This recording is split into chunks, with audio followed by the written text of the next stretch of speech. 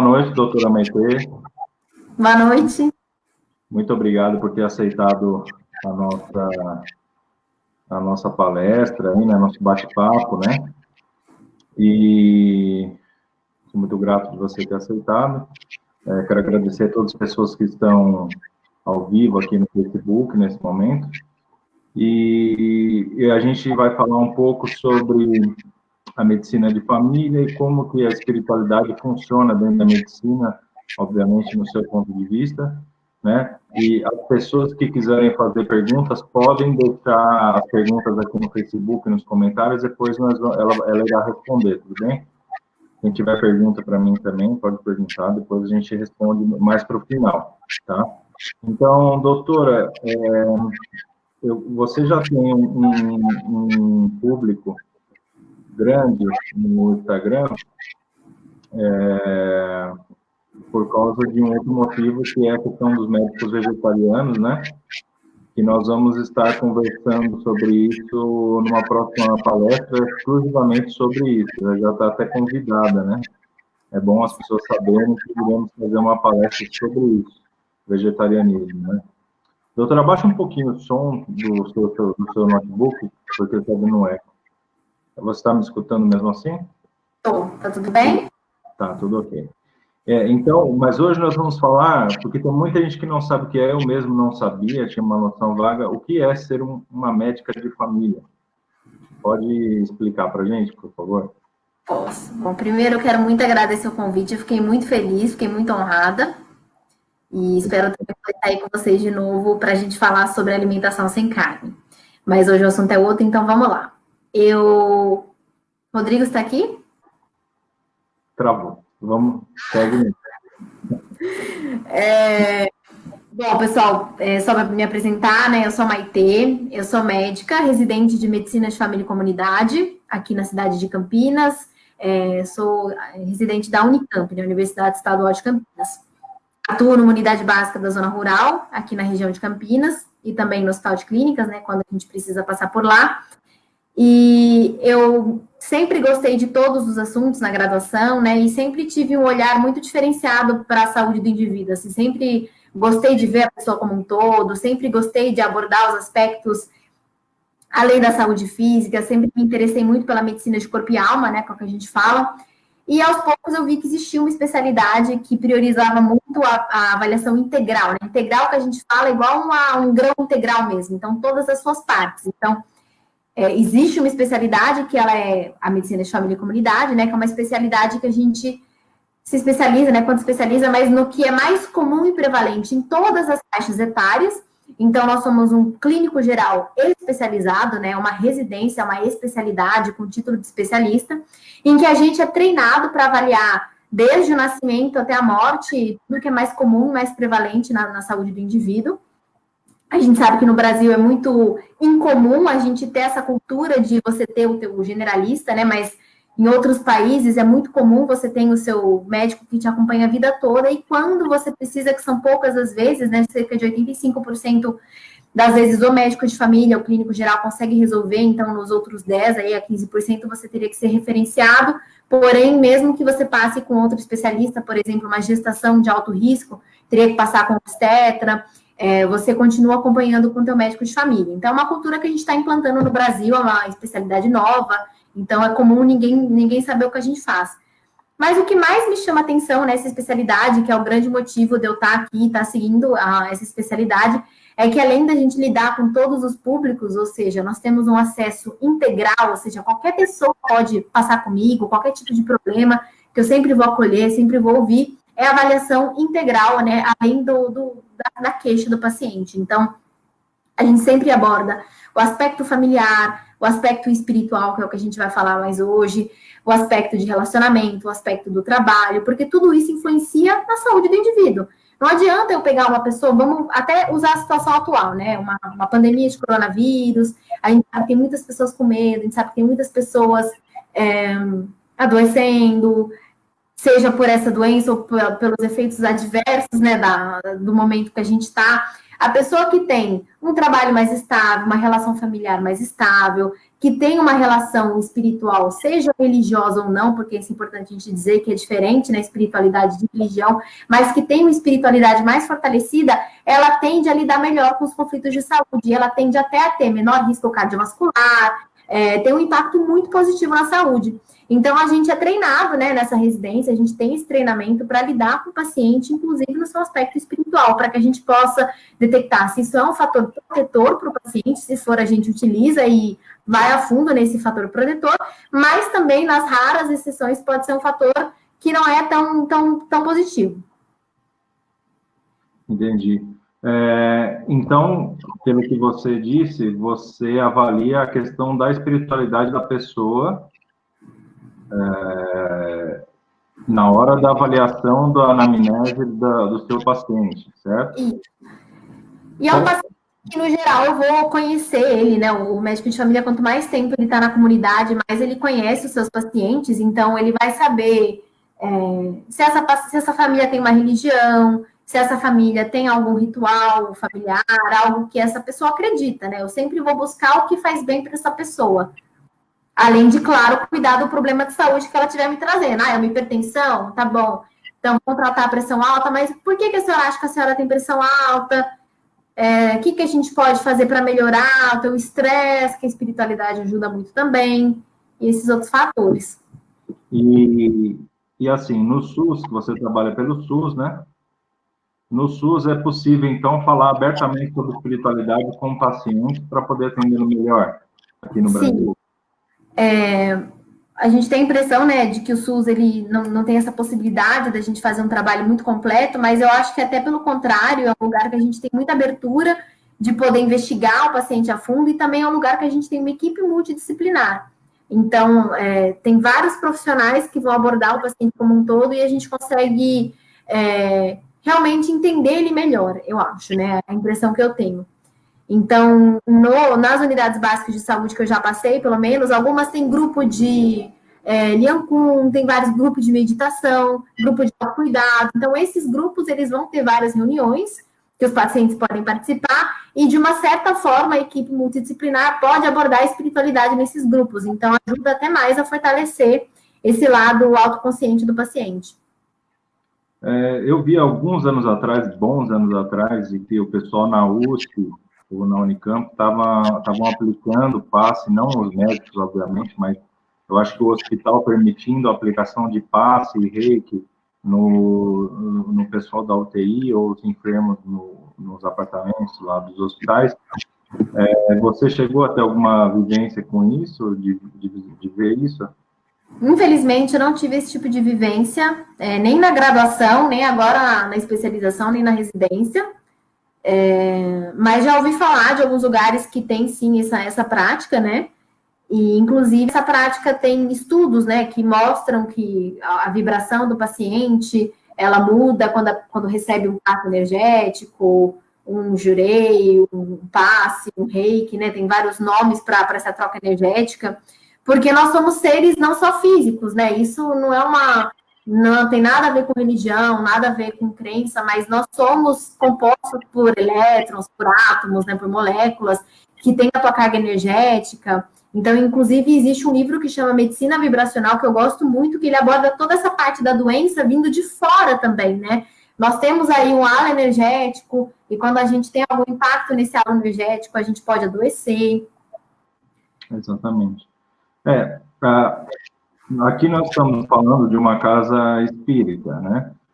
O verdadeiro espiritismo, ele é científico, porque Kardec, o trabalho dele foi computar dados para que comprovasse a existência de uma vida espiritual e de uma pós-vida, né? E acabou, eu sempre comento isso, acabou se tornando uma questão mais religiosa, porque o pessoal do centro começou a abranger mais o evangelho e tal, mas o espiritismo base mesmo, ele é ciência, né? E no meu entendimento, na minha crença, eu acredito que futuramente a espiritualidade e a ciência médica e a ciência da física, da química irão se fundir e tudo irá se explicar com muito mais facilidade, até a questão de tratamentos médicos, né? Porque eu lembro de eu estar conversando com você um outro dia, e você comentou que muita gente vem com pressão no peito, uma angina, e chega lá achando que é coronavírus, por exemplo, e na verdade a pessoa está com ansiedade. E a ansiedade é um mal que ele aflige vamos colocar assim, o cérebro, né? Chega a níveis físicos depois, que começa a desbalancear os hormônios da pessoa, tudo, mas ele é uma doença que é gerada pela cabeça. Então, a gente chega num consenso de que a nossa mente gerencia o nosso corpo, né? Eu acho que é o primórdio da medicina de família ter essa compreensão de que a espiritualidade e a inteligência e a questão física e moral, enfim, tudo, uma questão mais holística da coisa, gerencia o que acontece com o nosso corpo, né? Você Sim. concorda com isso? Tá tudo conectado, né? E é isso mesmo. Atualmente a gente já vê que a espiritualidade está sendo fundida com a medicina. E, na verdade, eu acho que ela nunca esteve separada, né? A medicina do passado, ela sempre estava conectada com crenças espirituais, crenças religiosas, de que as doenças eram manifestações espirituais ou manifestações de demônios. Então, sempre teve essa crença. Aí, no século XVIII, XVII, mais ou menos, começou a ter a prática da medicina científica. Então, veio Hipócrates, a gente começou a avaliar bastante essa parte científica mesmo, e como essas coisas não tinham evidências naquele momento, com as ferramentas que a gente tinha para conseguir elucidar aquilo, foi se distanciando, né, a parte científica da parte espiritual, mas hoje em dia que a gente já esgotou aí vários recursos científicos para diagnosticar doenças, para ver que mesmo a parte biológica compensada, com as coisas funcionando da melhor forma possível, a pessoa ainda adoece, a gente está expandindo, está transbordando novamente para esse outro tipo de estudo, num nível mais energético, num nível mais espiritual. Ah, sim. Então, esse distanciamento se deu ali no começo da Revolução Industrial, e agora que está voltando as pessoas a estudarem a espiritualidade em conjunto com a medicina, né? Você acha, você acha que que a sua geração dos 20 e poucos anos, médicos de 20 e poucos anos de hoje, eles estão com uma aceitação grande sobre essa questão espiritual, ou você se vê isolada na sua idade quanto a isso? Eu acho que a minha geração já está sendo preparada e eu acho que as próximas vão vir melhores ainda, porque a medicina e espiritualidade, ou seja, a medicina integrativa, que geralmente a medicina integrativa é uma matéria, a medicina e espiritualidade está dentro dessa disciplina, né, que está sendo introduzida agora, ela está se tornando obrigatoriedade no currículo médico, né? O mundo, principalmente o Brasil, está numa luta, numa transformação curricular muito importante da formação do médico, né? Então, a gente tinha médicos muito hospitalocêntricos, que eram treinados em ambientes hospitalares, lidando com pessoas muito doentes, com aqueles rodapés que a gente fala da medicina, né, doenças que são raras, que não são comuns, e estava deixando de saber atender o paciente como um todo, deixando de atender uma criança saudável, de avaliar uma gestante saudável, estava deixando de fazer o que é mais necessário, né, que é cuidar da pessoa ao longo da sua vida.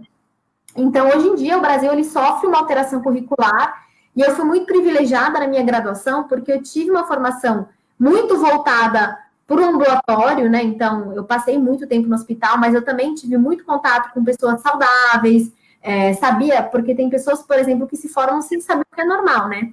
Então, eu tive bastante contato, eu tive uma formação muito privilegiada, que é até por isso que eu escolhi seguir essa especialidade, eu não me via trabalhando com pessoas internadas, trabalhando com pessoas doentes, eu sempre quis trabalhar mantendo a saúde e não só curando doenças, né? Claro que curar doenças também faz parte do meu dia a dia, mas eu sempre me vi mantendo o estilo de vida saudável. E mais privilegiada ainda, eu tive na minha graduação um ambulatório de práticas alternativas, integrativas e complementares, em que a gente teve medicina alternativa no geral, a gente aprendeu meditação, aprendemos um pouco de reiki, acupuntura, várias outras práticas, e foi, assim, incrível poder estar numa universidade que teve abertura para esse tipo de aprendizado. Entendi. Eu acho que é fantástico quando, não só a faculdade, mas quando a pessoa ela se prontifica a estudar uma medicina oriental, uma medicina espiritual, né, todas essas questões, e compreende, né, a unicidade do corpo e alma. E você se considera uma pessoa espiritualista? Sim. Sim. E quando você se depara com uma pessoa que às vezes não tem religião e que você, por exemplo, sente que ela está tendo vamos colocar assim, só um exemplo, uma obsessão espiritual que você sente que aquilo que ela está carregando para dentro do seu consultório não é dela, você acha que é complicado, caso ela não apresente para você um pingo de fé, você ter que tratá-la sabendo que não é algo físico? Sim, porque a gente não vai conseguir fazer um tratamento em todos os níveis, né? Não que eu faça o tratamento no outro nível, né? Não tá na minha competência, mas a pessoa que não tem a crença de que existe algo além, ela vai ter muita dificuldade em lidar com coisas que a gente não consegue explicar.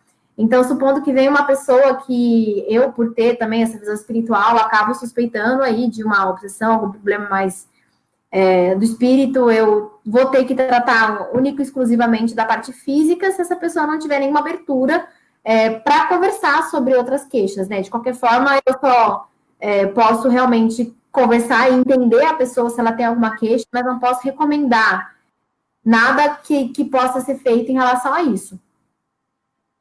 Na hora que você monta a ficha da pessoa, então já tem lá uma pergunta, assim, qual a sua religião, se sim, se não, então sim mesmo, assim, diretamente. Eu sempre pergunto, sempre.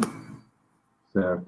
Inclusive, agora, a gente está tendo a telemedicina, ela foi autorizada recentemente, que é você poder fazer atendimento médico por telefone ou por vídeo, né? Por conta do coronavírus, a gente está tentando treinar essa modalidade, né? E até quando as pessoas me ligam para falar de dor de barriga, eu não consigo tentar imaginar a pessoa sem conversar e entender se ela tem uma religião, se ela tem algum relacionamento, onde que ela mora. Eu sempre preciso conversar um pouco além para tentar entender esse paciente. É uma coisa instintiva minha. Desde a graduação, eu nem tinha aprendido isso ainda, e a minha amiga, que foi minha dupla da faculdade, ela sempre fala, Maitê, do nada você perguntava, você acredita em algo além? Você acha que o senhor está sendo punido por estar doente? O senhor tem alguma religião? E hoje eu vejo que é uma coisa extremamente importante, né? Que inclusive tem sido ensinado na faculdade de medicina, tem nos livros, anamnese espiritual, e tem já até muitos estudos que comprovam benefícios absurdos para a saúde. Então, um dia eu fui num congresso de cardiologia, uma época que eu queria aprender um pouco mais sobre isso, e vi que tinha um módulo no congresso, espiritualidade. Falei, nossa, entrei nessas aulas e assisti essas aulas e eu fiquei impressionada, porque eram aulas só de resultados de pacientes com doenças cardiovasculares, né, infarto, que estavam internados na UTI, e eles foram vendo que pessoas que tinham uma espiritualidade mais fortalecida, até tinham uma religião e praticavam, eles ficavam menos tempo internados na UTI, eles tinham uma recuperação mais rápida, e eles tinham muito menos depressão, por exemplo, na pós-doença, que isso é muito comum. Um paciente que tem AVC, que tem depressão, acaba evoluindo, que tem AVC, infarto, acaba evoluindo com depressão, né? Uma incidência maior do que na população geral. E essas pessoas têm um desenvolvimento melhor em relação a isso. Inclusive, tem outros estudos relacionados com suicídio, por exemplo, quem tem uma espiritualidade, que tem uma crença, tem um índice muito menor de suicídio, né? Porque acredita que, além disso aqui, temos algo além disso, né? Então, o suicídio não vai ser a resposta. A questão de doenças no nível espírita é colocado como uma provação para a pessoa, voluntária ou não, depende de como está desenrolando o andamento da reencarnação dela. Às vezes, se é uma doença que já vem com o perispírito da pessoa e manifesta no físico quando ela nasce, ou uma doença grave que ela adquire depois como um câncer, é sempre exposto isso dentro do espiritismo e do espiritualismo, de que a manifestação da doença vem para uma doutrinação da mente. Então, como você disse, que existem estudos que comprovam que quando a pessoa tem uma doutrinação mental de evolução espiritual, ela sofre menos com a doença, porque ela compreende a doença e para que serve a doença, e aí ou ela se cura com mais facilidade ou ela se liberta. Porque, e quando eu digo se liberta, é morte, porque no espiritismo, na espiritualidade, a pessoa, quando ela chega no seu propósito, estipulado por Deus ou por ela no planejamento reencarnatório, ela parte e a gente tenta, logicamente, quem é espiritualista, espírita, partir com a missão cumprida, para que não tenha que retornar para cá. Então, a doença, se eu não me engano, a causa-morte maior do mundo é infarto, não é? Isso. São doenças vasculares no geral, né? Então, tanto infarto quanto acidente acidente cerebral. Vascular cerebral. São duas doenças que matam quase instantaneamente, na maioria das vezes, quando vem fulminante, né?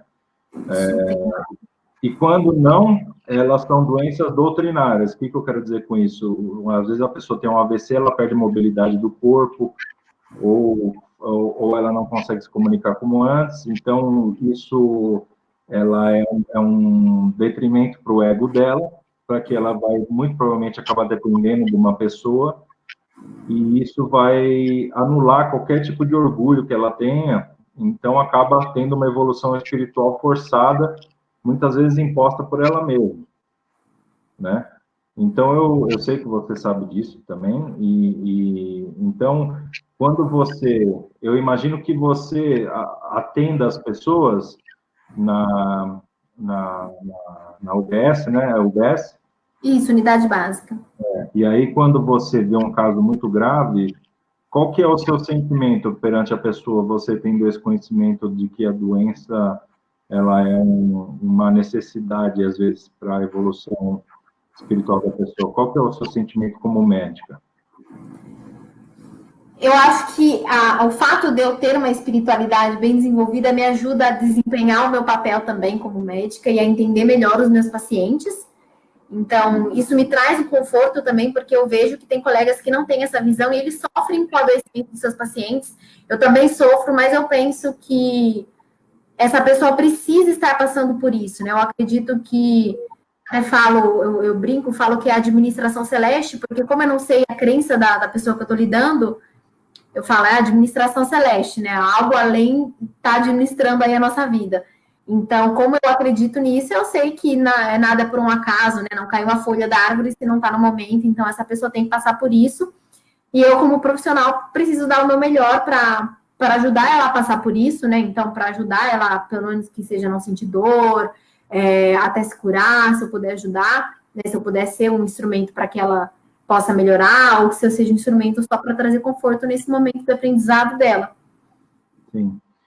Aqui no centro, eu tenho procurado trazer pessoas de vários tipos de especialidade, profissional mesmo, diferente, e mostrar que ser espírita ou espiritualista é uma questão que se aplica em todos os ramos profissionais, todos, sem exceção.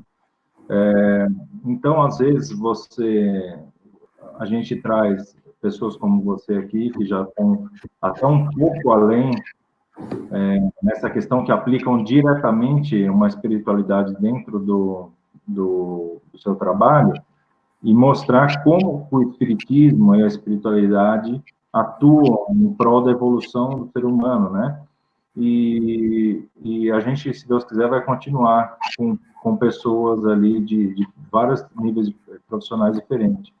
Eu queria colocar uma pontuação, por exemplo, você, Maitê, é uma pessoa que é, assim, um médico, para ele poder servir bem o próximo, que eu acho que é uma missão e uma das mais nobres e das mais responsáveis que existe dentro desse planeta Terra, as pessoas, às vezes, vê só o conforto da coisa. Elas acham que o médico tem uma grande remuneração, é difícil achar quem acha que médico não merece, mas se você olhar bem, um médico, ele estuda por quase 10 anos, ou às vezes ad infinitum para se continuar especializando, e ele não tem tempo, muitas vezes, nem para usufruir do próprio labor do trabalho dele, porque muitas vezes tem plantões aí draconianos, que o médico vira 24 horas, 48, sei lá. Então, você considera ser médica como uma missão que no qual, quando você começou a trabalhar, você se encaixou assim perfeitamente, ou você acha que não é isso? O que você acha? Eu considero que é uma missão, porque eu realmente tenho um senso de responsabilidade muito grande com o que eu faço. Eu sei que eu tenho que estar lá, eu tenho que fazer o que eu faço. Inclusive, eu sei que eu tenho que seguir essa área que eu sigo, eu tenho que estar exatamente onde eu estou agora, nesse momento, na zona rural, na cidade de Campinas, eu estou exatamente onde eu deveria estar. Então, eu sei que eu tenho sido direcionada também, além de querer, é claro, acho que meus desejos são direcionados por isso, por ser uma missão. E até trago algumas coisas pessoais, né? Mas durante a graduação, a faculdade de medicina, no geral, ela exige muito da gente, né? Eu acabei mudando de cidade, saindo da minha casa, indo para uma cidade completamente diferente. Então, tudo isso me gerou um estresse psicológico muito grande. E se eu não tivesse a minha fé e a minha espiritualidade para me ajudar a passar por isso, talvez eu teria atrasado aí alguns anos na minha formação, na minha especialização. Então, até agora, nesse momento, né, na residência, eu me deparei com muitas dificuldades, né, de lidar com pessoas que, infelizmente, sofrem muito por problemas sociais, por problemas que não estão no meu alcance como médica resolver. E isso me trouxe um conflito muito, muito, muito grande, porque eu achava que se eu estudasse, eu poderia resolver o problema do paciente.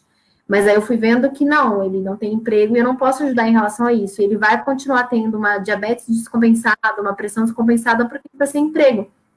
Então, o fato de eu ter essa crença além tem me ajudado a lidar com as dificuldades de ser profissional, porque é muito raro você ver um profissional falando, mas existe um outro lado, né? A gente também se abala muito com o que a gente vê no dia a dia, a gente se envolve muito com os pacientes, então me ajuda, é uma forma que me ajuda a acreditar que o que eu faço tem um propósito, que essa pessoa também tem um propósito para me trazer. Então, eu não tenho, o paciente não está passando comigo à toa, ele poderia estar em outro lugar passando com outro médico, mas ele está passando por mim, porque nós dois temos algo a fazer. Sim. E o interessante na área da medicina é que existem vários ramos e eles são extremamente diferentes entre si, né? Por exemplo, a sua irmã trabalha em geriatria, não é isso? Não, ginecologia e obstetrícia. Obstetrícia, é que eu sempre confundo. Então, lida com vida e morte o dia inteiro, mais vida, né, creio eu. E o seu noivo, o doutor Danilo, ele trabalha direto no pronto atendimento de resgate, né? Isso, ele é emergencista.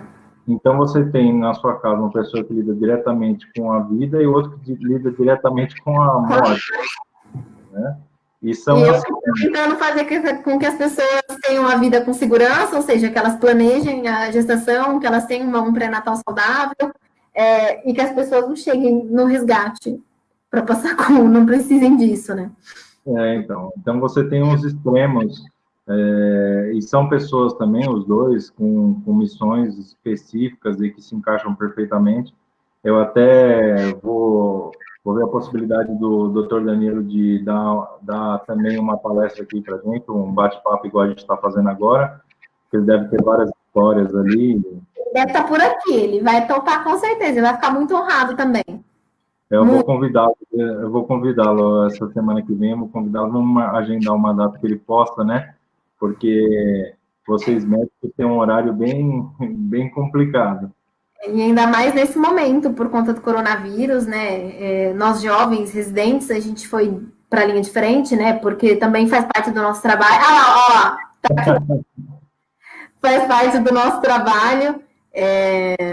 O doutor Danilo está assistindo a gente, então já está convidado. Vamos ver o seu horário aí, de disponibilidade, e a gente marca, então. Muito obrigado. Eu agradeço você ter aceitado já ao vivo. Ó, vamos cobrar depois. Bom, e do coronavírus estava falando? Então, pois é, o coronavírus é uma doença infecto-contagiosa que está circulando agora, né, no mundo todo, e na maioria das pessoas, né, na grande maioria, ela causa sintomas leves, então, a gente fala que cerca de 90% podem ser tratados na atenção primária, e o que eu digo atenção primária é esse nível ambulatorial que você vai na UBS, pode ser no consultório do teu médico particular também, seu clínico geral, seu médico de família, se você tiver o privilégio de ter, né, porque é um profissional legal de você ter por perto. Então, a maioria a gente consegue monitorar e tratar de forma ambulatorial mesmo. Então, no meu caso, nós temos um gripário que a gente fala na nossa unidade base, em que a gente fica um médico de plantão, a cada 3 horas a gente vai trocando, para cuidar dos pacientes que estão com sintomas respiratórios, que tem muitos, né, muitos pacientes com esse sintoma no momento, e outra parte cuida das gestantes, dos recém-nascidos, né, por um outro lado, eles entram por um lugar separado.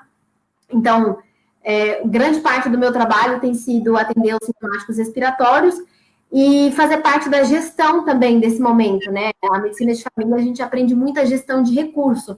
Por isso que é um profissional muito rentável, né? Porque ele sabe gerir recursos, sabe gerir equipe, a gente tem esse treinamento também. E o Danilo, ele trabalha com emergência, né? Ele é emergencista, trabalha em pronto-socorro, sala de emergência, UTI, então os casos, a gente fala que é de 5% a 10% dos casos que não conseguem ser acompanhados na atenção primária, casos que a pessoa precisa de um suporte de oxigênio, precisa de uma internação, ou no caso do Danilo especificamente, são pessoas que estão em estado muito grave mesmo, é o que ele tem trabalhado. Então, ultimamente, o nosso trabalho tem aumentado um pouco e tem sido voltado a esse tipo de trabalho. Então, além da questão da missão que vocês têm como médicos, né? Porque num caso comum é muito difícil o médico ele se contaminar com alguma coisa, né? Tem poucas doenças graves que contaminam hoje em dia, que afligem os médicos, né? Agora, na questão do corona, além da própria doença em si, os médicos estão correndo sério risco, né? Principalmente os mais idosos, correndo um sério risco de vida estando na linha de frente. É como se fosse um campo de batalha mesmo, né? Você não concorda? Por isso que a gente tem que se proteger, né? Usar o que a gente fala de equipamento de proteção individual de forma completa, né? Óculos, máscara. E alguns estudos mostram que estão sendo considerados grupo de risco profissionais de saúde, porque a gente está exposto a uma grande quantidade de vírus. Então, mesmo eu sendo uma pessoa saudável, uma pessoa sem comorbidade, pode ser que a minha evolução seja desfavorável. Por isso que a gente tem que se proteger muito, né? No meu trabalho, a gente tem sido bem, bem chato, bem criterioso com a higiene pessoal, com a lavagem das mãos, com o uso de máscara, né? De equipamento de proteção no geral. E quando a gente atende o sintomático respiratório, tem todo um protocolo em que a gente tem que usar o Face Shield, né? Que é É tipo um espelho de acrílico, né? Uma proteção que protege tanto a nossa visão quanto a região da respiração. Usa um avental, usa luva. Termina o paciente, tem que desinfetar tudo que o paciente tocou, tudo que a gente tocou, tem que desinfetar o material que a gente utilizou e eu troco as luvas. No caso desse coronavírus, obviamente, afetou todas as especialidades de trabalhos na área da medicina. A sua especialidade, que é uma coisa que até mesmo dá para ver claramente em você como pessoa, é uma questão do médico mais cordial, mais... Eu não vou dizer atencioso, porque todos os médicos têm que ter plena atenção no seu trabalho. Mas é uma questão do médico mais simpático, vamos colocar assim. Não é uma coisa tão formal quanto uma consulta, assim, às vezes muito específica, né? Creio eu, né? Pelo que você explicou. Como que você consegue manter a informalidade e ser uma médica de família durante uma época de guerra dessa? Está funcionando a medicina de família? Ou você está mais no corona, ou os dois? Como que está, assim, a situação hoje? Então, a gente está conseguindo funcionar, mas eu acho que a minha unidade básica, ela tem o privilégio de ter residente, né, que são médicos que estão se especializando. Então, nós somos em 2 residentes e teve que unir mais 2 residentes, porque algumas unidades básicas se tornaram referência para dengue, outras para outras coisas. mas de qualquer forma nós somos em 4 médicos na minha unidade básica, e nós conseguimos estruturar de forma que cada residente passe em determinado setor. Então, vamos dar um exemplo, supondo que eu entro, são 3 horas no gripário, 3 horas na telemedicina, 3 horas atendendo os meus pacientes, sejam eles crianças, gestantes, que a gente tem priorizado, a criança gestante a gente não deixou de atender em nenhum momento. Os crônicos que estavam agendados, a gente liga para desmarcar, né, porque a gente teve que desmarcar as consultas ambulatoriais, e nisso eu já aproveito e pergunto se ele está bem, se está compensado. E também a gente fica um outro período cuidando de outras queixas. Então, continua chegando dor de barriga, como eu estou em zona rural, acidente por animal peçonhento, mordida de porco, mordida de cavalo, mordida de cão, e chega esses outros tipos de queixas que o outro residente cuida. Então, a gente tem um fluxo muito bem organizado, porque a gente tem recurso humano para isso. Então, está dando certo. Mas os lugares que têm menos recursos humanos, eles têm priorizado o coronavírus, né? E a telemedicina para cuidar dos outros tipos de pacientes. Mordida de porco e mordida de cavalo é complicado, hein? Mordida de porco foi novidade para mim semana passada. Falei, nossa, uma mordida de porco. E na residência nós temos um médico preceptor, né, que é mais velho, que ele fica no local para orientar a gente quando a gente tem dúvida. Aí eu falei, professora, mordida de porco. Como que a gente faz? Mas a mordida de porco é igual de cachorro, ele morde e solta ou arranca pedaço? Não, morde, pode arrancar pedaço e pode soltar também. Nesse caso, estava tudo bonitinho, só tava uma mordidinha mesmo. Só uma mordidinha. Fortinho. Essas são as questões de trabalhar no interior, né? Você está em Campinas, né? Trabalhando na UBS de Campinas, numa região de Campinas. E assim, você estava falando que permanece normal, mas assim, você antes, eu imagino você atendendo as pessoas, assim, conversando bastante, e agora, assim, é meio estranho, né? As pessoas, todo mundo de máscara, você com EPI, toda encapotada, oi, tudo bem, como você está? Pois é. É estranho, né? Fica muito difícil, confesso que fica difícil, e a gente tem sido treinado para o paciente ser atendido o mais rápido possível, o sintomático respiratório, e também que ele vá embora o mais rápido possível. Seja para o hospital, se ele precisar internar, ou seja para casa. Então, não está dando tempo da gente fazer aquele atendimento como eu gostaria de fazer, mas eu também entendo que é um momento atípico, e eu também demoro mais para fazer o atendimento que eu gosto de fazer, e às vezes não dá por conta da pressão da demanda, principalmente para sintomáticos respiratórios. Então, a gente tem feito um atendimento mais voltado para a queixa mesmo. Mas não tem como não investigar. Hoje eu recebi um paciente com falta de ar, e era um senhor com falta de ar, ele não tinha nenhuma comorbidade, não era tabagista, então ele vai para o gripário, porque se está com falta de ar e nunca teve nada, provavelmente pode ser o coronavírus, né? Mas investigando mais a fundo, né, eu percebi que esse paciente estava tendo crise de ansiedade por conta do desemprego, né, era um trabalhador informal, tem tido muito medo ao sair de casa, não está conseguindo sair de casa para comprar todo alimento, comprar o que for necessário, né? Então, ele estava tendo o que a gente fala que é um momento, né? Um episódio muito grande de ansiedade. E aí eu consegui conversar, estava tranquilo nesse momento. As coisas funcionam de uma forma muito interessante, né? Quando a gente precisa dar mais atenção para o paciente, sempre dá. Por exemplo, não tinha ninguém esperando. Eu falei, então dá para eu atender ele até chegar alguém, eu vou poder investigar esse outro lado. E ele foi muito querido, agradeceu muito, aí eu quase no fim fui abraçar ele, dele, não, doutora, a gente não pode, daí ele fez assim com o cotovelo, eu falei, desculpa, é verdade, porque é muito difícil, a gente costuma abraçar, assim, nossos pacientes, realmente são pacientes que eu acompanho a longo prazo, a gente acaba tendo um contato maior, ainda mais um paciente que vem, se abre, conta todas as dificuldades que ele está passando, é muito difícil não poder nem pelo menos apertar a mão dele, né, não ter esse contato, então... você vê que era uma falta de ar que tinha uma outra causa por trás, né?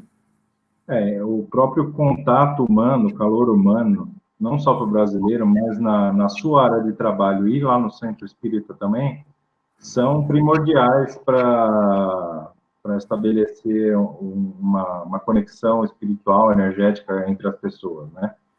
Então, a gente vai sofrer muito tanto no seu trabalho quanto lá no centro, por não poder abraçar as pessoas, não poder tocar as pessoas, e é muito ruim isso, né? Infelizmente, é uma pena da gente não poder estar fazendo isso, e acho que por um bom tempo até ser levantada essa quarentena, e mesmo quando for levantada, né, ela vai ser uma coisa que vai manter por um bom tempo a questão da higiene, lá de não encosta, afastamento, tudo, né?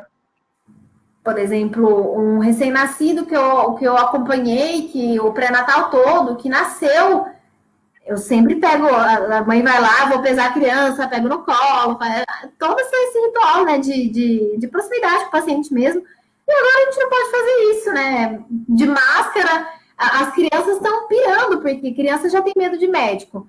Criança nunca tem medo de jaleco. A gente sempre tira porque a criança olha o branco e já começa, já chora.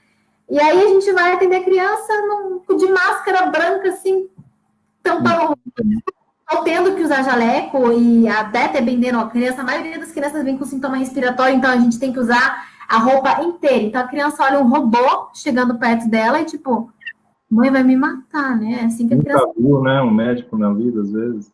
Nunca viu, aí vem a pessoa lá, capacete, toda de branco, com a luva, e você não vê nem a cara da pessoa.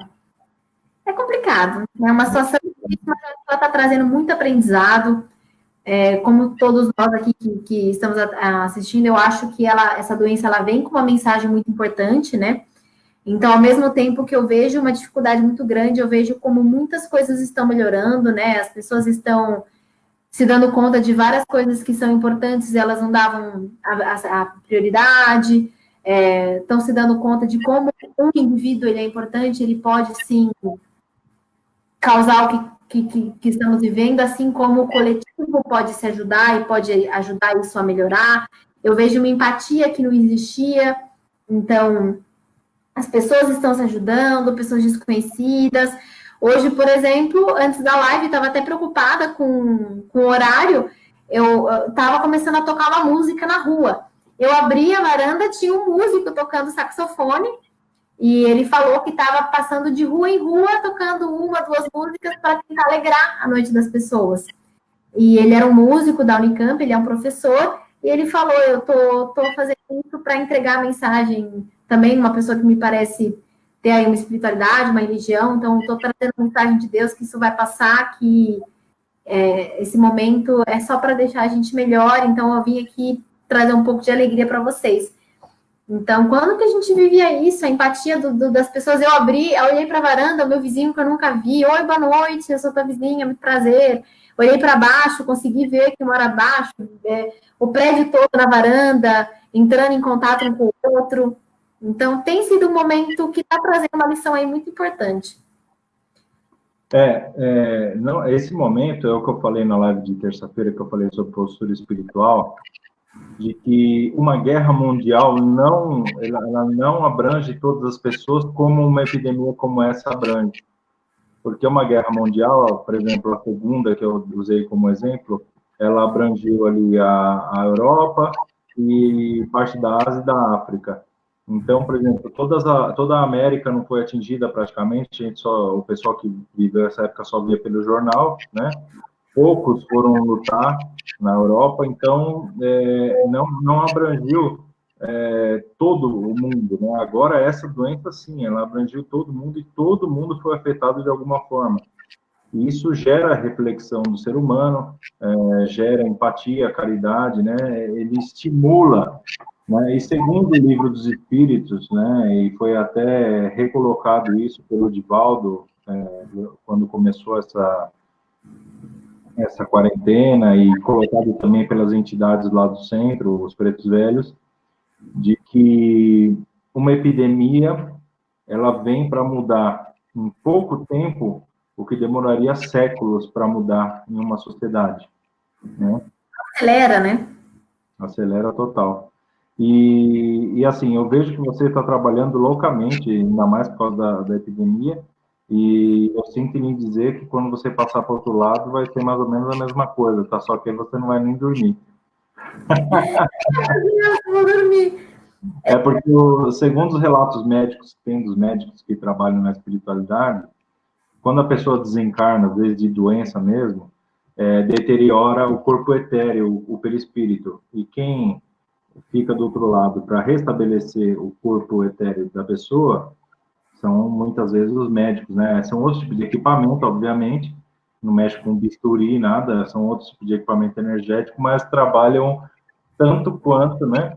Ainda mais se for computar de que, segundo a gente recebeu informações, são 40 bilhões de pessoas desencarnadas na esfera terrestre, mais as 8 bilhões encarnadas. Então, são quase 50 bilhões de almas nesse planeta. Então, tem bastante trabalho quando a gente for para o outro lado. Aqui está melhor trabalhar, e a minha população adscrita de 40 mil já acho muito no lugar que eu trabalho. Exatamente. Muito, porque eu vim de uma cidade muito pequena, né? Sou de Águas de Lindóia, trabalhei um tempo em Águas de Lindóia, uma população, nossa, muito pequena, muito tranquilo, dá para fazer um trabalho incrível, né? Quanto menor a cidade é. E você dessa mensagem do Divaldo, né, que vem para acelerar muitas coisas, eu até queria trazer a educação à distância e a telemedicina, que são coisas que eu já tinha uma noção de que iria acontecer enquanto eu estivesse encanada nessa vida, né, que eu viveria esse tipo de situação, e realmente agora fui imposta, né, a viver como aluna o ensino à distância e como médica, né, tendo que trabalhar com a telemedicina. E professora. Interessante esse aprendizado, né, esse desenvolvimento. Você diz a telemedicina em relação ao tratamento dos seus pacientes, né? Isso. Mas também se você pontuar que você também é professora por telemedicina, que é aquele canal que você usa lá para os médicos para estar passando conhecimento, então vai para os dois lados, os médicos se ajudam e ajudam os pacientes, né? Sim.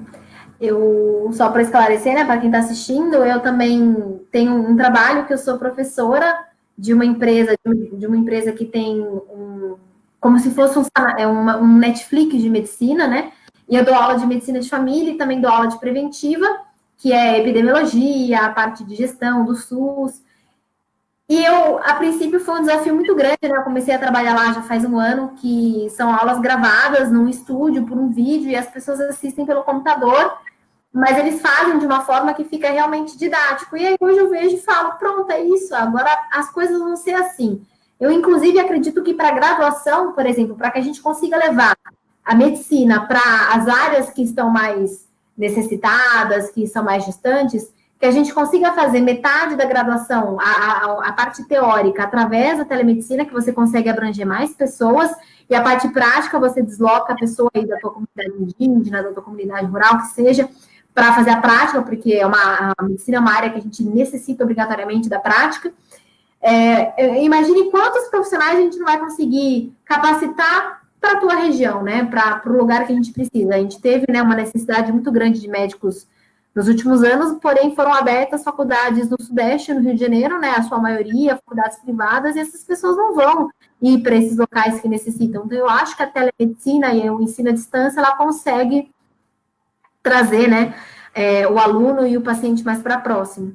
E até queria citar um trabalho do meu noivo, né, o Danilo, ele estuda telemedicina para medicina de emergência, né, em como você consegue fazer a orientação à distância de médicos, por exemplo, supondo que eu estou numa missão na região da Amazônia e eu não tenho um treinamento em todas as áreas, é óbvio, né? Eu sou um clínico geral especializado, então muitas vezes eu vou precisar entrar em contato com outros especialistas que podem me ajudar através da telemedicina, e o Danilo estuda isso. Como a gente pode, através da telemedicina, orientar pacientes sim, até em estado de emergência, por exemplo, eu atendo e falo, olha, eu estou com um paciente, ele está assim, assim, assado, o que eu posso fazer, né? Que o meu limite do conhecimento foi atingido. Então, existe também essa telemedicina entre os médicos para ajudar o paciente. Isso aí a gente vê bastante em casos graves que as pessoas ligam para os bombeiros, né? De pessoas... Sim, o próprio SAMU já faz isso há muito tempo. Ele mesmo orienta, olha, põe o paciente sentado, tenta conversar. Né, põe um negocinho embaixo do pescoço, né, para a pessoa respirar melhor, né, tudo isso, né. Então, se expandir isso, obviamente, vai ser melhor para todo mundo. Eu gostaria que as pessoas já fossem fazendo suas perguntas aqui. na parte de comentários do vídeo, né? Nós estamos rumando para o final da nossa live. Façam seus comentários, depois a doutora vai responder. Vamos preparando aí, que depois eu vou colocar na tela. Enquanto isso, eu gostaria de perguntar qual a sua opinião sobre o SUS e o Mais Médicos. O que você acha do SUS para o povo, o projeto SUS e o projeto Mais Médicos, aí, que foi uma modificação daquele que era dos cubanos lá. O que você acha?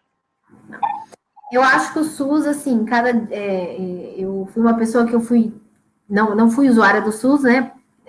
Fui tendo contato com o SUS realmente na minha graduação, na minha especialização, e eu fiquei impressionada com o quão poderoso o SUS é, né? O SUS, ele é uma referência mundial. O Brasil, ele criou um sistema de saúde tão integrado, tão bem estruturado, que é realmente, assim, de tirar o chapéu. Eu não acho que exista serviço que tenha uma abrangência, O que é mais importante do SUS é que o Brasil, a gente sabe que ele é gigante, né? Não adianta você fazer a mesma coisa no Norte, fazer a mesma coisa no Sudeste. Então, ele vê isso, né? Ele descentraliza a gestão do SUS, eu acho incrível, né? Principalmente pelo fato dele ser realmente acessível, né? O grande princípio do SUS é ele poder ser universal, ser integral, ou seja, avaliar o paciente não só no seu aspecto físico, mas biopsicossocial, porque a gente sabe, né, que isso tem um impacto, né? O SUS ele é importado dos países que têm uma atenção primária que funciona bem e depois ele foi adaptado às características brasileiras, né? Só que o SUS, ele carece de duas coisas. Infelizmente, é o financiamento, né? A gente sabe que a saúde é extremamente subfinanciada no país, e ele carece de profissionais especializados no que ele está oferecendo, que é o que eu faço, por exemplo. Não digo que eu estou sendo treinada para trabalhar no SUS, né? Os convênios também estão criando seus planos de medicina de família, estão criando o seu plano de atenção primária, justamente porque você ficar fragmentando o paciente não é adequado, né? Então, aí tô com dor de cabeça, eu vou lá no neuro, o neuro faz um monte de coisa e do nada a dor de cabeça na ansiedade, que também estava causando palpitação, e a pessoa estava acompanhando com o neuro, com o cardio, por sintomas leves, que cada um foi, como o cardiologista, treinado para ver doenças graves do coração. Então, ele vai ter que investigar o que ele foi treinado para fazer. Agora, no caso, eu fui treinada para avaliar o paciente como um todo, para cuidar desses sintomas que estão relacionados uns com os outros. E o SUS, ele foi, né, foi criado o SUS há muito pouco tempo, né? A gente também tem que citar isso, em 1988. Em 1994, o Brasil adotou a estratégia de saúde da família, que é diferente de medicina de família, mas ele adotou essa estratégia como a estratégia que iria guiar os atendimentos do SUS, né? A atenção primária, que tentem imaginar uma pirâmide. A gente tem a atenção primária na base, que cuida de todo mundo, cuida de quase tudo, e a pontinha são os hospitais que a gente precisa internar as pessoas. A gente tem a visão de que a medicina é o paciente doente, internado, mas não necessariamente, né? Tem muito mais coisa para se fazer antes que ele chegue nesse momento.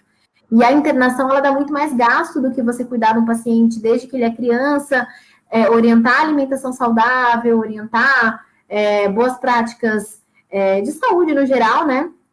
De modo que ele vá ter menos problemas que vão ter que ser internado, né? Então, o SUS, ele criou essa estratégia muito bem feita, né?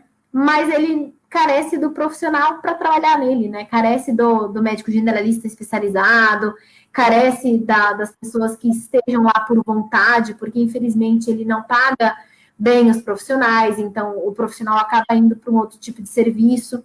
E uma coisa que peca muito no SUS é que, infelizmente, você parece que não consegue explorar todo o teu potencial de treinar de profissional. Então, eu sei o que eu tenho que fazer, eu quero pedir tal exame, prescrever tal medicamento, mas eu não tenho disponível no momento, o exame está atrasado.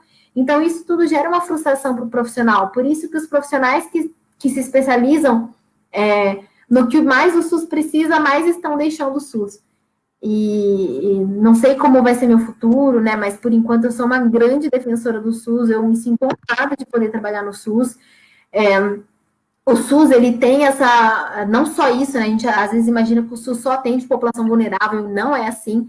Mas eu estou num território diferente, né? Eu trabalho numa zona rural e se não fosse o SUS que desse toda essa equipe multi, tivesse essa capacitação de você poder trabalhar num lugar diferente, eu não acho que eu teria essa experiência que eu estou tendo, né? E na zona rural, eu tenho até preferência de estar nesse tipo de cenário, seja zona rural, zona de ocupação, já também trabalhei em zona de ocupação de favela, que esse público, ele prioriza o generalista, diferente do público que tem mais acesso ao público fragmentado. Tem pessoas que acham que, eu vou levar minha criança no médico de família, não, vou levar no pediatra, mas o pediatra, ele também tem esse treinamento, mas ele treina muito também para cuidar de crianças em UTI, crianças doentes. O que eu posso ofertar num ambulatório de puericultura não é diferente do que um pediatra pode oferecer. E na zona rural, as pessoas ficam extremamente felizes de estar sempre com o mesmo profissional. E a gente consegue criar um vínculo maior. A gestante que eu cuidei, vou cuidar da criança, e se eu puder ficar até o resto da minha vida, adoraria ficar. Tem uma pediatra que trabalha comigo, né? Ela está lá há 23 anos. Então, agora as crianças que ela acompanhou estão grávidas, estão tendo crianças, ela também está acompanhando. E até vocês vão pensar, por que eu estou falando que tem uma pediatra lá? Porque a gente está numa transição no Brasil do modelo antigo em que a gente tinha um clínico geral, um pediatra e um ginecologista atendendo, né? E hoje em dia a gente está transicionando para essa estratégia, que é a saúde da família. Você vê que a gente está aí há 25 anos e ainda não chegou na sua totalidade por falta do profissional mesmo. O médico de família, ele não é um médico recém-formado. E eu tenho até essa experiência pessoal. Antes da minha residência, antes de me especializar, eu fui trabalhar no SUS como clínico geral. E eu vejo que é extremamente diferente o treinamento que eu tenho hoje em dia e o quão melhor eu tenho me tornado a cada dia. E o médico de família, ele é treinado para atender as demandas de saúde da mulher e saúde da criança e também saúde mental, que são mais comuns. Então, você tira o pediatra da linha de frente de atender todas as crianças e deixa para atender as crianças que você está precisando de um suporte. Então, crianças que têm algum problema, as gestantes que têm diabetes, hipertensão. E você ter um profissional só que tenta cuidar de todo esse público é muito mais rentável para o governo, é muito mais satisfatório para a família, né? Existem vários questionários que a gente avalia a qualidade do atendimento, e as pessoas preferem ter um profissional que eles confiem, que vai estar lá todos os dias, que ele pode ir lá sempre que ele precisar. É aquele resgate daquele... Eu acho que daqui 30 anos a gente vai ter isso mais estabelecido, e eu fico feliz de poder fazer parte dessa implantação, né? O resgate daquele médico, que é literalmente o mesmo nome, né? O médico de família que tinha antigamente, que a família tinha um médico e o médico ia até a casa das pessoas, né? Então, é um resgate da realidade humana do médico, né? Que é a dedicação à família em si, ao próximo, né? E é isso que está acontecendo, né? Antes da década de 70, de 60, a gente tinha muitos médicos generalistas, inclusive os países desenvolvidos, não desenvolvidos, não é por conta disso, né? Mas os países que têm uma saúde muito boa, eles têm mais de 50% dos médicos de família. E em outros lugares pode ser chamado de general practitioner, né? Do GP. E no Brasil a gente tem 1,4%. Eu sou uma raridade, gente. São apenas 5 mil médicos de família, mais ou menos, no país. Então, a gente tem essa impressão de que o SUS é ineficaz, tanto pelo financiamento, mas também porque a pessoa que está sendo treinada para atender o público geral não está trabalhando lá. E também não tem essa pessoa, né? A maioria são recém-formados que, lógico que depois de um tempo de experiência, você acaba se capacitando de forma adequada, mas a vivência de uma residência é muito profunda, é muito intensa, a gente aprende muito. E a Andrea Dodal, né, que é minha mãe, ela falou aí que eu já tive experiência com o sistema de saúde de mais 3 países. Foi um privilégio poder ter tido essa experiência. E até trago a Polônia, um caso que eu me choquei, foram mulheres muito jovens tendo que retirar o útero, por exemplo, porque elas estavam com câncer de colo uterino em estado avançado, porque lá não existe acompanhamento preventivo. Não existe o que a gente faz no SUS, de fazer o exame do Papa Nicolau, para detectar o câncer em estado inicial. Lá não tem a cultura de fazer mamografia. Então, a saúde é totalmente baseada em hospital bem depois. Então, é muito caótico. Eu fiquei impressionada. E o Chile, ele tem um sistema parecido com o do Brasil, mas não é tão eficaz, porque não tem tanta legislação igual o Brasil tem, não tem tanta política pública que proteja a saúde do indivíduo, eles não veem como um direito e um dever do Estado, né, igual o Brasil vê. E o Canadá é o exemplo da minha vida, assim, se eu puder, eu no Canadá eu tive, olha só como estamos entre pessoas que pensam da mesma forma que eu, olha só como a minha vida inteira foi direcionada para que eu pudesse estar me tornando o que eu estou me tornando, né? Então, no Canadá, quando eu era adolescente, eu morei na casa de médicos de família, e eu nunca tinha ouvido falar, falei, family doctor, o que é isso? E tive contato com essa especialidade, com o sistema de saúde canadense, né? Eu precisei ir para o hospital, precisei ser atendida no Canadá, e eu vi e falei, isso tudo é público, não paguei $1, né? Que lá é dólar, e eu falei, é isso que eu quero para o meu país. E aí depois de um tempo, fui vendo que aquilo que meus familiares praticavam lá também existiam aqui, a medicina de família. E aqui estou, né? E muito feliz. Desculpa eu falar demais, viu, gente? Quando eu falo disso, eu me empolgo. Problema nenhum. Na verdade, a gente paga, né, através dos impostos. Eu acho que todo país poderia se estruturar para que parte dos seus impostos fossem voltados para coisas básicas como saúde, educação e segurança, de uma forma correta, né? Se todos os países se estruturassem, conseguiriam fazer, com certeza, porque o ser humano é um gerador de impostos que é uma loucura, né? Muita gente, aqui no Brasil, a gente paga muito impostos, então é o mínimo que o SUS estivesse minimamente funcionando, né? Então, nós somos um exemplo para vários países do mundo. A Inglaterra, você deve saber, ela também tem um sistema de saúde bem eficaz, né, gratuito, que eles aprenderam pela dor.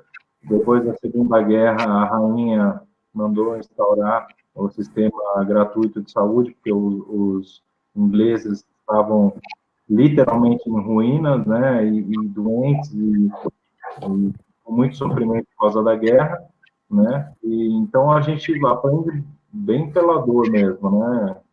E no Reino Unido, eles têm muito essa cultura do médico de família após a Segunda Guerra.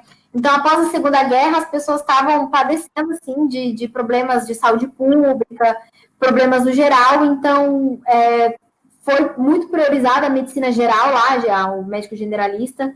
Importante dizer também que a maioria dos países, o médico não pode terminar a graduação e já trabalhar, ele tem que se especializar, é obrigatório.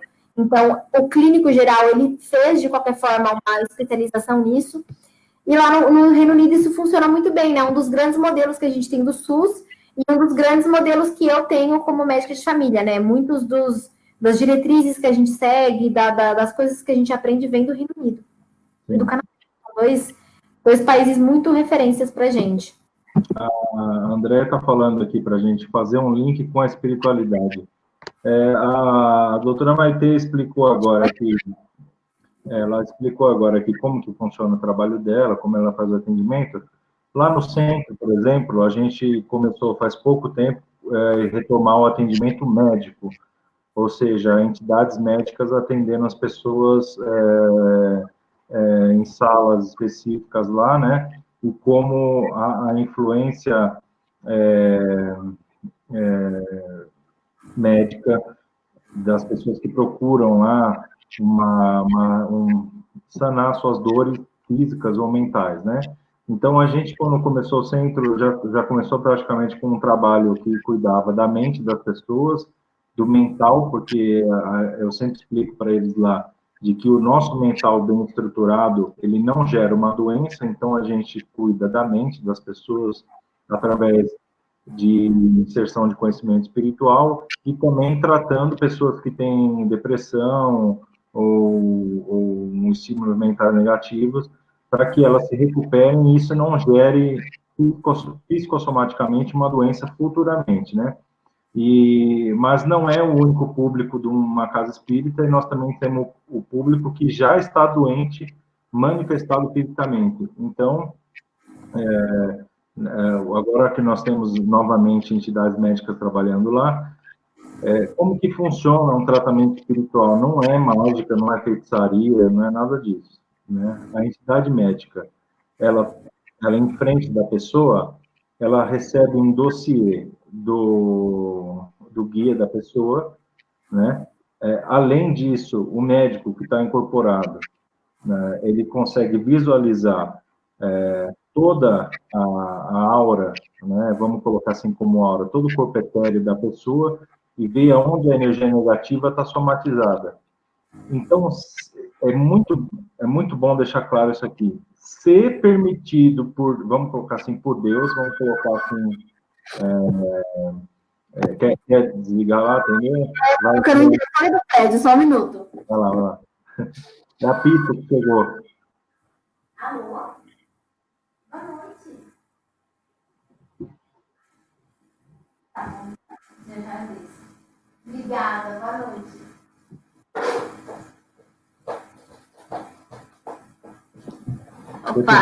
Você pediu pizza enquanto a gente estava fazendo a palestra? Não é nada de delivery, não. Pode continuar? Pode.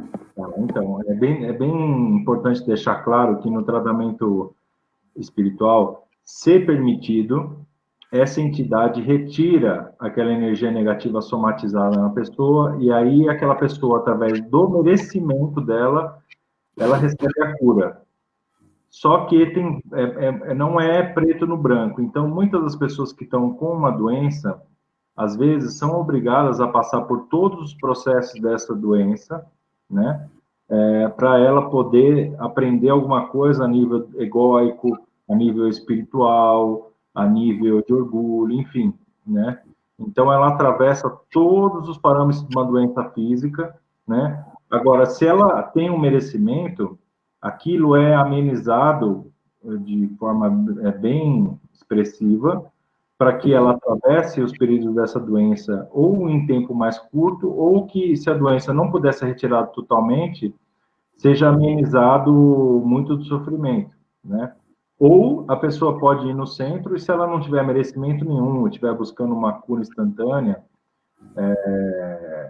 sem merecimento, né? Sem que aquilo vá evoluir ela espiritualmente, não é concedido, né?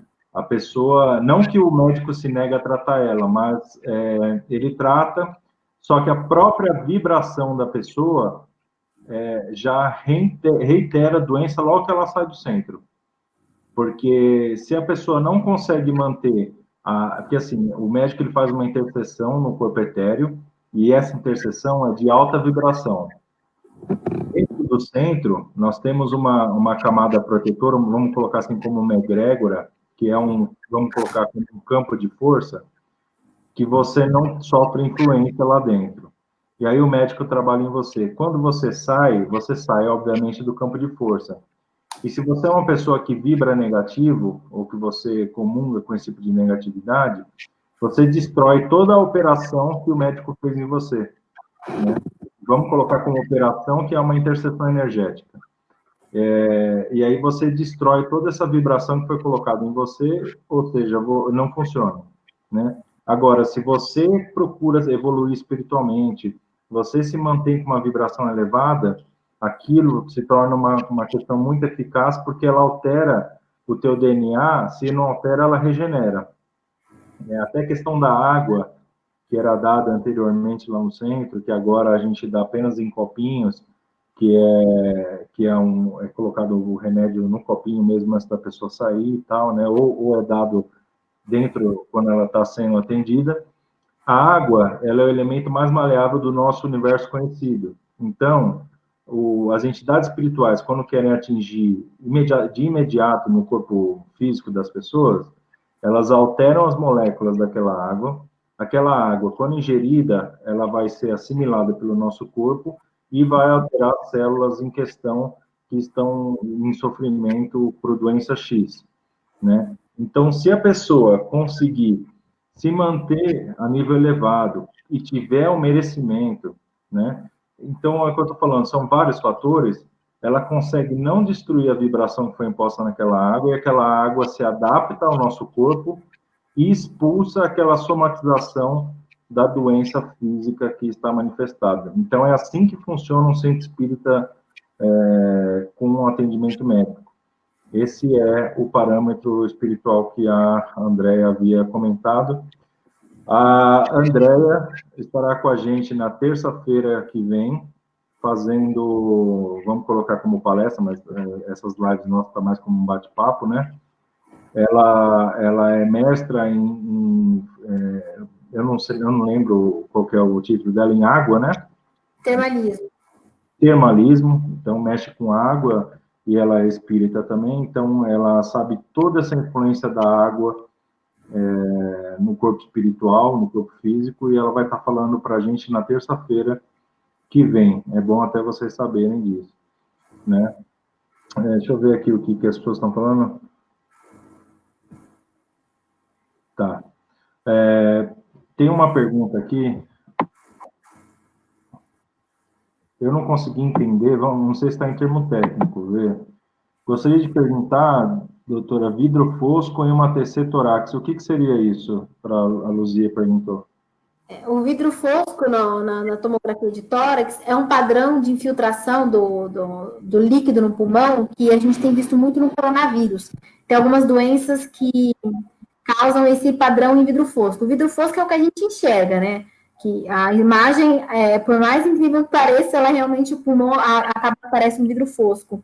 Então, está mais relacionado com o coronavírus, né? No momento atual, o coronavírus ele causa uma infecção, né? Uma inflamação pulmonar, que derrama um líquido no pulmão e acaba se tornando o aspecto de vidro fosco. Entendi. Pessoal, nós estamos chegando no final da nossa live. Quem quiser perguntar, agora é a hora, ou calem-se para sempre até a próxima palestra com a doutora.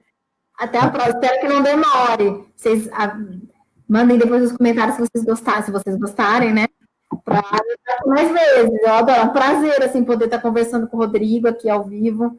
Nesse momento, também está podendo compartilhar a nossa conversa com vocês. O Rodrigo é uma pessoa que me ensina demais em todos os aspectos, né? A gente sempre consegue conversar bastante, aprender um com o outro, né? Uma pessoa que eu tenho muito carinho e realmente é um grande professor aí da vida para mim. Eu agradeço, e eu penso mesmo sobre você, e a gente aprende, cada um em suas respectivas, né, estudos, né? Qual que é o Instagram dos médicos veganos? @médicos vegetarianos. Vegetarianos. Que vai ser o tema da nossa próxima palestra, né? Só explicar para vocês, então, né? Eu sou... Isso mesmo, certinho. Eu não consumo nada de origem animal. E um dos motivos pelo qual eu faço isso é o motivo espiritual, né? A parte energética dos animais, a relação de não causar violência, né? Isso vai ser um tema para um próximo debate, né? Um tema que eu tenho muita paixão. E eu também, assim como a espiritualidade, eu trago para a minha prática médica como profissional de saúde, com evidências científicas, né? Claro que como médico eu só posso fazer coisas que têm evidência científica, que tem publicação. E a alimentação sem carne, ela traz muitos benefícios para a saúde, muitos, muitos. E não só para a saúde, né? Para a nossa parte energética também. Então, vai ser um próximo tema. A gente tem uma pergunta aqui. O que a indústria farmacêutica pensa a respeito dessa nova forma de medicar? A indústria farmacêutica, ela quer vender remédio. Então, todo e qualquer probleminha de saúde, ela vai tentar medicalizar. Então, os profissionais de hoje em dia, eu acho que eles estão vindo com esse treinamento muito de pegar uma pessoa com sintomas e não dar remédio porque ela não está doente. Igual esse paciente com ansiedade que eu citei mais um pouco antes, ele não está com transtorno de ansiedade, ele está numa pandemia, super ansioso, vai passar e ele vai voltar. Assim como uma pessoa que perde um ente querido, né? Faleceu algum familiar, fica muito triste. Isso não é uma depressão. Um paciente jovem que está com a pressão alta, ele está com a pressão alta, mas assim, será que não é porque ele está acima do peso, está ingerindo muito sal, não está fazendo exercício? Então, tem várias coisas que são as mudanças de estilo de vida, várias formas de não dar medicação que a gente consegue tratar as doenças, e elas são muito eficazes, inclusive para diabetes, por exemplo. Claro que depende do grau do diabetes, é sempre avaliado de forma individual, por isso que você tem que acompanhar com um profissional de saúde, mas a medida que é mais eficaz contra o diabetes é o que a gente fala que é mudança no estilo de vida, e isso não custa nada, né? Não vai gerar dinheiro. Então, a indústria farmacêutica é maravilhosa para algumas coisas, ela salva vidas, né? desenvolveu medicações que permitiu que muitas pessoas com doenças crônicas pudessem ter uma sobrevida maior, pudessem controlar seus distúrbios mentais, entre outras coisas, tratar doenças infecciosas. Então, a medicação, ela veio realmente como uma forma de evoluir a nossa permanência aqui como humanos. Mas tem sido levado, acho que além da necessidade, né? Hoje em dia a gente usa muita medicação à toa, né? E eu sou muito criteriosa para medicar, sou muito criteriosa para tomar remédio, mas também é uma criação de infância, e como profissional eu vejo como é importante a gente explicar para o paciente que não é pedir exame e dar remédio que ele vai melhorar, e que muitos dos problemas que eles trazem, eles mesmos conseguem resolver, e eu sou uma mera orientadora nesse processo, né? Tanto que também todo remédio em doses cavalares é demais, né? Acaba com o fígado, com o rim, tudo do corpo da pessoa, né? Sim. Então, você acha que futuramente, num mundo mais evoluído, os remédios serão,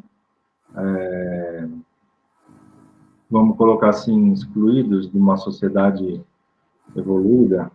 Não, eu acho que excluídos não serão, mas eu acho que a gente vai ter um aumento muito grande de medicações energéticas, como a antroposofia, a homeopatia, vamos começar a ver a fitoterapia, né, medicações mais naturais com outro olhar, porque à medida que a gente está evoluindo cientificamente, a gente está conseguindo desenvolver ferramentas de se estudar cientificamente, né? Por que os remédios eles são tão utilizados?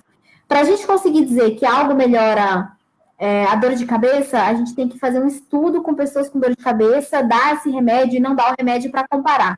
E os remédios feitos pela indústria farmacêutica, eles atuam na farmacoquímica do corpo, né?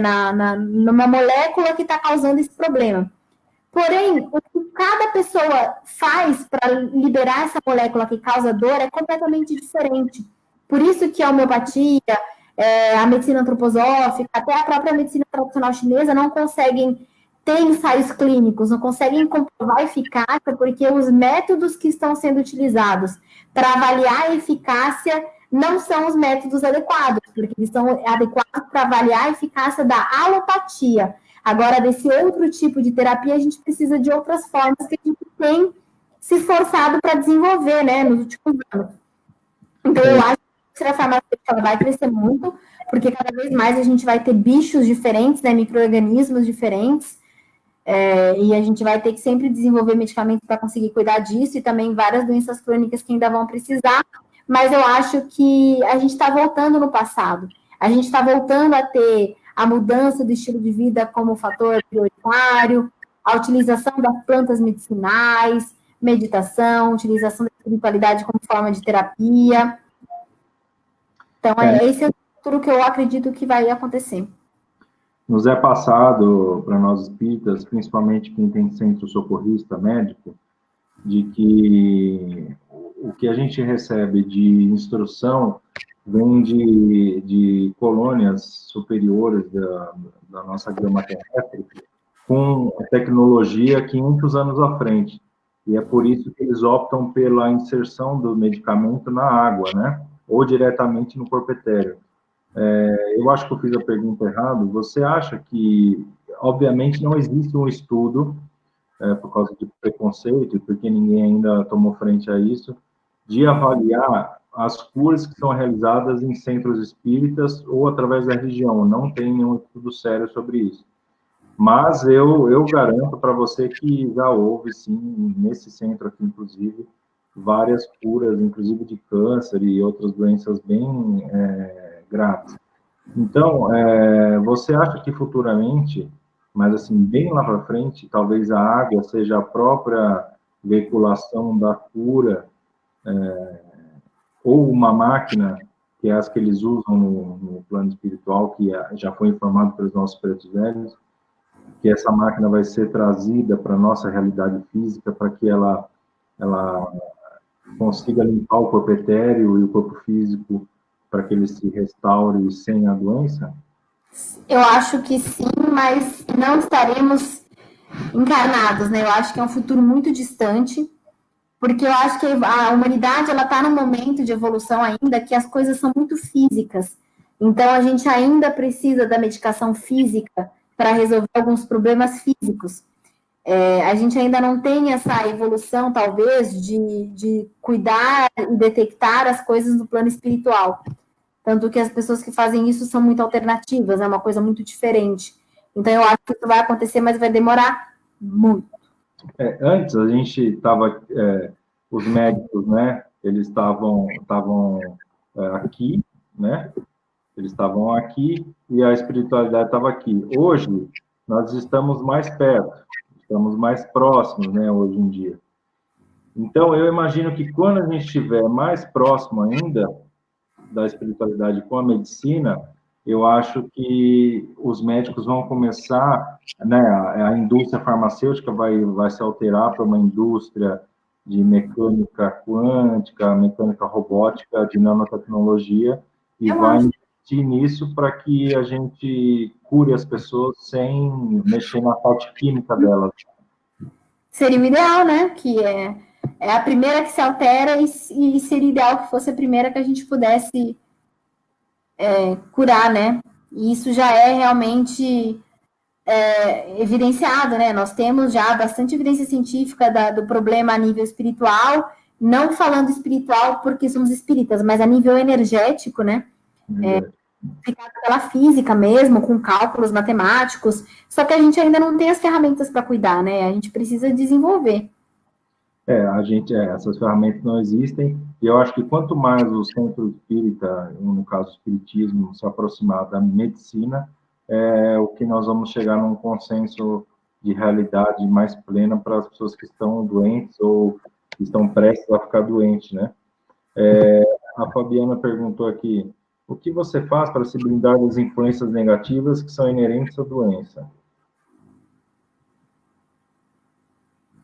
Vamos pensar. Bom, eu acho que eu utilizo a minha espiritualidade mesmo para me blindar, para até quando eu não consigo me blindar, mas para que eu possa me purificar. Eu tenho muita fé, né? Acredito muito em Deus, então sempre peço ajuda, sempre peço proteção. Eu acho que é essa a pergunta, né? Então eu realmente utilizo essas formas, né? A gratidão, o pensamento positivo, e nem sempre eu lembro, né? Às vezes eu já estou contaminada, estou toda negativa e me lembro, não, peraí, isso não é meu, né? Então vamos se regenerar aqui. Eu digo a mesma coisa, no centro a gente sempre instiga as pessoas a manter a vibração alta, porque é exatamente aquilo que eu falei, quanto maior sua vibração, todas as coisas ruins, vamos colocar como ruins, que existem no planeta, ou as influências que são feitas contra nós, são de baixa vibração. Se a sua vibração está alta, elas não te atingem. E não é uma coisa de mágica, tá? Quando eu falo vibração, é literalmente vibração. Porque o nosso átomo, ele vibra numa velocidade. Quanto mais rápido você vibra o seu átomo, menos um átomo que ele vibra em baixa velocidade, ele consegue se acoplar no seu. Então, não é magia, é física mesmo. Né? Então, quando você vibra em uma alta vibração, tudo que chega em baixa é destruído pela vibração alta, entendeu? Então, não é linguagem espiritualista, é realmente uma vibração. A outra pergunta aqui do Maércio, em que momento você deixa a sua espiritualidade falar mais alto que sua profissão ou vice-versa? Foi muito interessante, porque como médica, né, eu tenho que seguir um código de ética, né, então, no meu trabalho, no consultório, no hospital, a espiritualidade nunca vai poder falar mais alto que a minha profissão, porque eu sou obrigada a utilizar coisas que são explicadas e são reproduzíveis, né, apesar de eu ter uma crença um pouco diferente, mas eu tenho que seguir a ética, né, então, na minha profissão, durante o meu trabalho, a profissão sempre vai falar mais alto, né, a parte técnica, ainda mais porque as pessoas que eu atendo não têm a mesma visão que eu, né? Não posso abrir dessa forma, já que eu não posso explicar cientificamente por que isso acontece. E em casa, no meu dia a dia, a espiritualidade fala junto ou até mais alto que a profissão, dependendo. Legal. O Givaldo fez uma pontuação aqui. Quando tudo isso acabar, o SUS vai ficar abastecido de leito hospitalar? Será que vão sucatear os leitos? Eu acho que ele está falando sobre os hospitais de campanha, acho que ele está se referindo. Eu também acho. Os hospitais de campanha, né, eles vão ser desativados depois do momento. Tem hospitais que estão sendo muito utilizados e outros que até que não estão cheios, né, por enquanto. Mas isso tudo pode ser desativado, né? E de qualquer forma, o SUS ele está precisando de mais leitos. E esses leitos podem ser utilizados para outros problemas, né? Não só os problemas infectocontagiosos, né? Tem muitos, por exemplo, eu passei, né, ano passado, e digo até por experiência própria na Unicamp, eu fiquei impressionada com a quantidade de pacientes nos corredores, de pacientes que acabavam demorando demais o atendimento de casos muito sérios, porque o sistema estava extremamente sobrecarregado. E é claro que isso depende do lugar que você está, né? Eu estou numa cidade que é drena para pequenas cidades, então é um lugar de referência. Então, esse SUS, por exemplo, desse lugar precisava ser priorizado, precisava ser otimizado. Então, tem lugares que vão se beneficiar muito, né, da gestão e da campanha que tem sido feita por conta do coronavírus, e tem lugares que vão simplesmente deixar o trabalho e deixar isso de stand-by quando precisar. O Brasil está sendo muito elogiado porque ele teve um tempo de resposta muito bom, né, em relação às medidas de prevenção, às medidas de fornecimento de leito. E isso é muito importante porque a gestão de crise é uma das coisas mais difíceis, e digo isso também que eu estou na comissão de crise, né, que fala na gestão de crise do lugar que eu trabalho, e pude fazer parte de algumas reuniões de gestão. Quando você tem algo totalmente inusitado, em que os gestores têm que começar a escolher quem vai morrer, quem vai ser atendido, quem vai ter que ficar em casa, quem não vai, quem vai trabalhar, quem não vai, né, que é basicamente uma situação de guerra, é muito difícil o sistema responder com essa rapidez.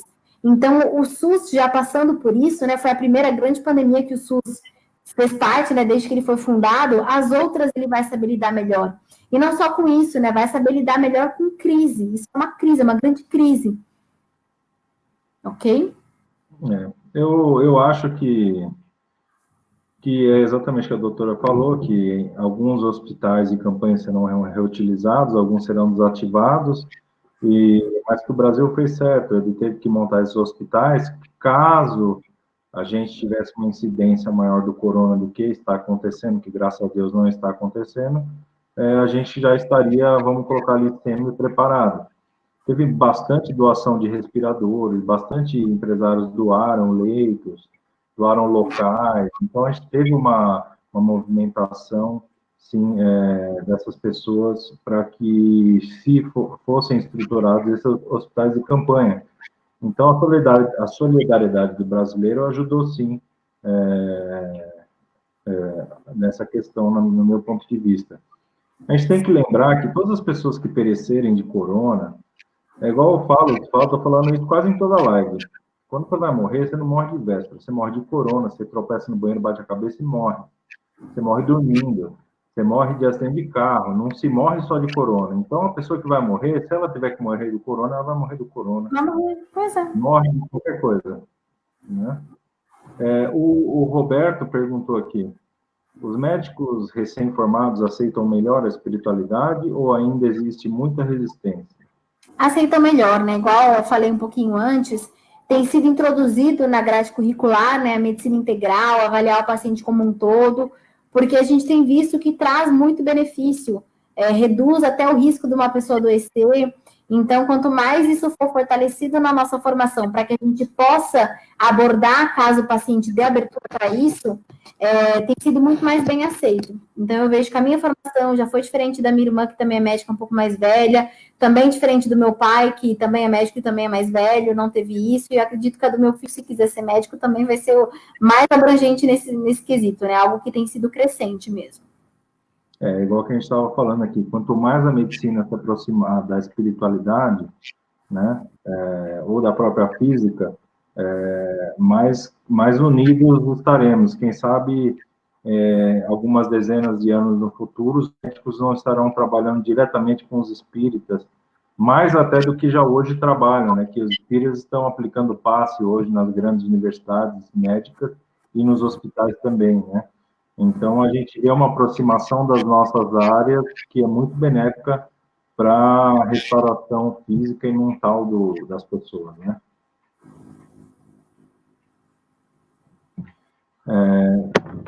Então, doutora, eu acho que estamos com quase 2 horas de live, foi muito mais do que eu esperava, fiquei muito feliz. É muito bom, estou muito feliz que a gente conseguiu falar por tanto tempo, né? Tem muito mais assuntos ainda que a gente não abordou, a gente vai ter que fazer uma próxima live. Eu quero agradecer a sua presença aqui hoje, quero poder contar com você para uma próxima, assim que o quanto antes for possível, né? Pode.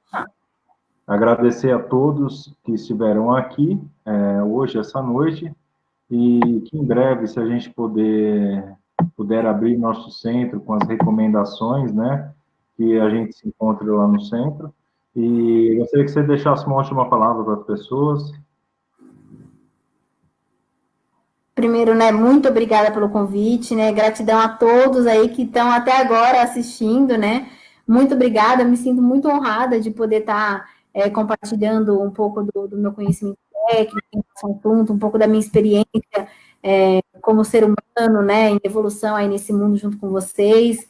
Então, muito obrigada pela atenção, né, eu acho que essa troca é muito incrível, realmente pode ajudar, né, bastante a mim e também a vocês. E de mensagem, eu gostaria de deixar que vocês sempre fortaleçam o que vem após, né? Seja ainda aqui temos, né, basicamente a mesma crença, mas fortaleça a explicação do inexplicável. Difícil, mas a gente vai entender, né? Mas valorizem isso e tenham a consciência de que isso tem um impacto gigante, né? Nosso físico está conectado com o nosso espírito. Então, quando a gente está com o espírito aflito, quando a gente está preocupado, isso vai aumentar o batimento cardíaco, pode aumentar a pressão. Então, que a gente também tenha esse senso de autoconsciência de que a gente está ficando fora do nosso basal, para que a gente possa, não só em relação à saúde, mas convocar aí todos os nossos anjos e outras crenças de Deus e tudo mais para ajudar a gente a seguir, né? Nós não estamos sozinhos. Exatamente. Então, pessoal, muito obrigado, boa noite, doutora. Vamos manter em contato, vamos fazer uma próxima sobre o vegetarianismo e a espiritualidade. Perfeito, conto com vocês. Com certeza. Gente, obrigado, já está encerrando a live e ela vai ficar gravada aqui, vai ser colocada no YouTube. E quem tiver alguma outra pergunta, pode mandar via inbox no centro, que eu mando para a doutora e ela responde para vocês, tá bom? Boa noite a todos, muito obrigado. Obrigado, doutora. Boa noite. Tchau.